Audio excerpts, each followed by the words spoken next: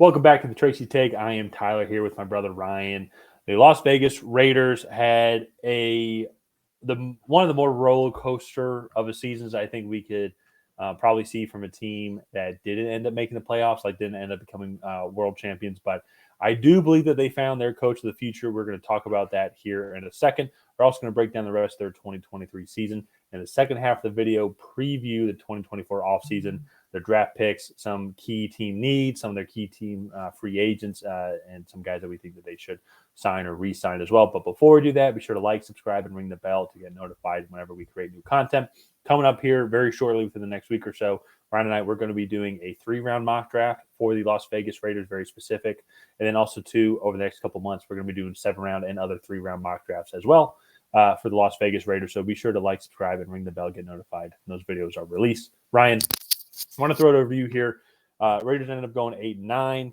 The passing offensive statistics, I think, are skewed a little bit just because of the change of quarterbacks, and you have fifth rounder and Aiden O'Connell that comes in, and then.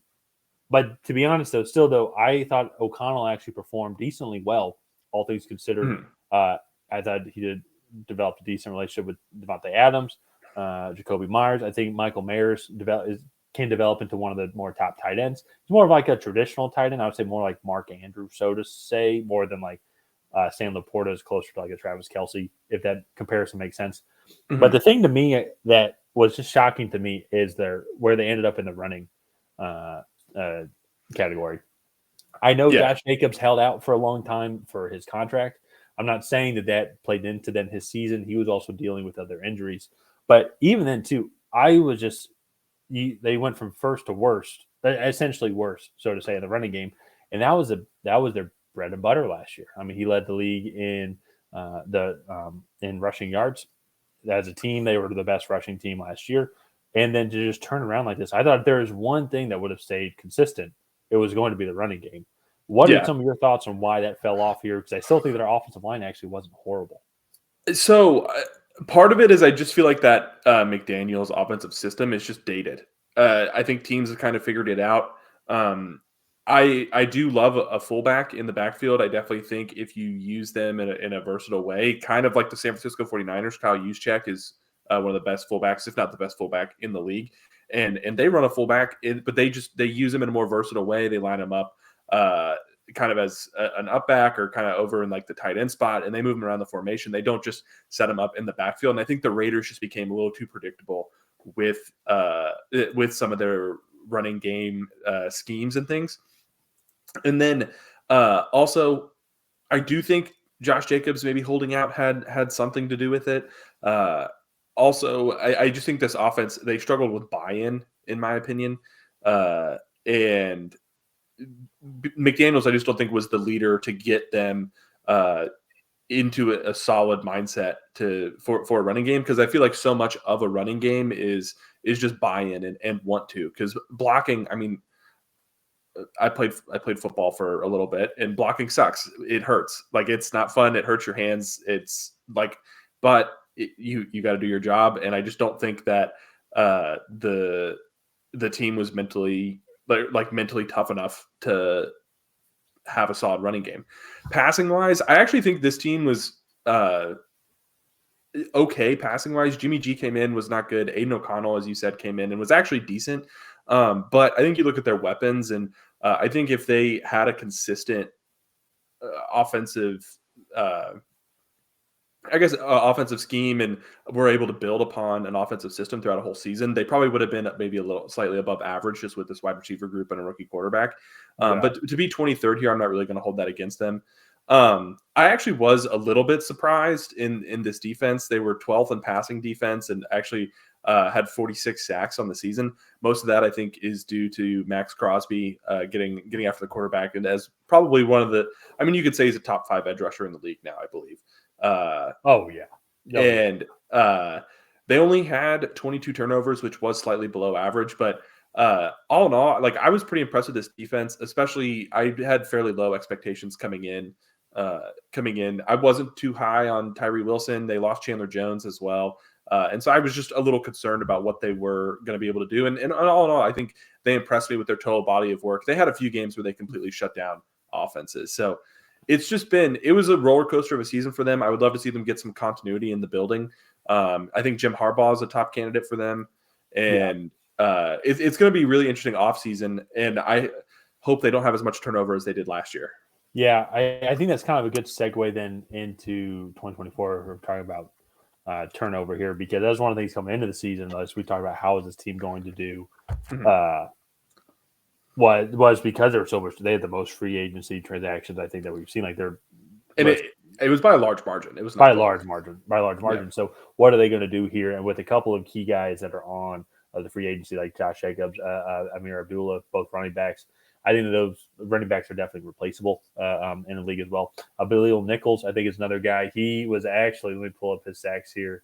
He only had 1.5 sacks on the season, but he was just a big contributor, started every single game, big defensive tackle, helped out with allowing Max Crosby to kind of have good, favorable matchups as well. And so, but on the defensive line, though, as well, Adam Butler and John Jenkins are guys that are hitting the free agency. Adam Butler had 5 sacks. John Jenkins started all 17 games. He only had 1 sack on the season, but still, he had 61 combined tackles total. So there's still some big losses there. What do they want to do with that? Jermaine, I would have messed up your last name, but I apologize. Jermaine Illuminor. Oh, that's not that hard. Jermaine, he was the starting right tackle and a big key contributor. So you want to help out. You kind of just find that consistency on that offensive line to help out with that running game. But there are a couple other key free agents as well here that we'll have to kind of go and see. I do think Jacoby Myers is he's I don't say a cut candidate, but I don't think he has any guaranteed money left on his contract. Well, and I think I was going to throw in that also. I need to see if I don't believe Jimmy G has any left. No, either. So I think that he's one, especially too with the performance of Aiden O'Connell. That's kind of one of the things too when I look at the team needs and also look at their draft picks as well. It's like I think I put Decide on quarterback because I think you could make an argument, especially with where they're picking. Is I personally didn't hate Aiden O'Connell's body of work. I think maybe if you kind of keep building around him, there have been successful Big Ten quarterbacks taken in the 4th round. And if anybody's here with me, I know I said 5th round, Aiden O'Connell. I'm sure you've already typed in the comments and probably left the video by now. But if you're still with us, hello. He was a 4th round quarterback, so I apologize about that mistake. But I think that there are potentially some other needs as well. And if you have Antonio Pierce as the head coach, he's used to him as a head coach being in that offensive system. The only clear thing to me that I think the team will probably address, and this is where that 13th pick could come in, is secondary. I think just more consistent secondary play. And like if we look at the team right now, I mean, Trayvon Moore, they took in the 2nd round. Amik Robertson. He's a good safety. Let me actually even see is Amik Robertson. Amik Robertson is a free agent as well. I forgot to include him also. Any other secondary as of right now, according on this list. Isaiah Polamau as a safety, but I'm not sure how much he actually played. Yeah, he's a backup free safety for them. Marcus Epps played a lot with them. So I think potentially safety, just getting a little bit better there.